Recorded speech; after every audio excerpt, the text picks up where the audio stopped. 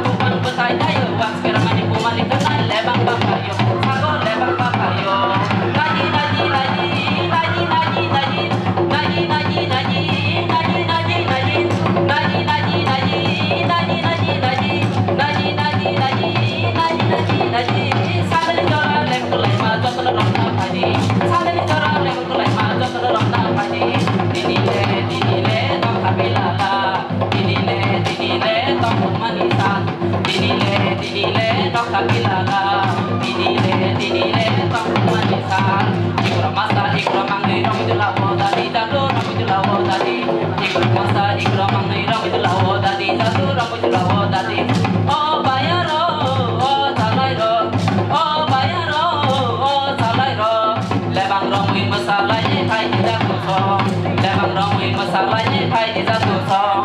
Lebang bang lebang dari betayun. Lebang bang lebang dari betayun. Lele lebang bang lebang dari betayun. Lele lebang bang lebang dari betayun.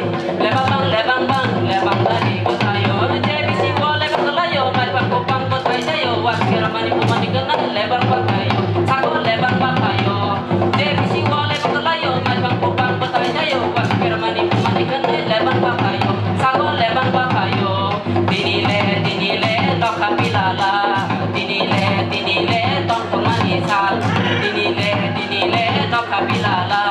Dinile tok pemanisan. Oh bayaro, oh salairo. Oh bayaro, oh salairo. Lebang romoi masalahnya kai di satu song. Lebang romoi masalahnya kai di satu song. Lebang romoi masalahnya kai di satu song. Lebang romoi masalahnya kai di satu song. Lebang romoi masalahnya kai di satu song. Lebang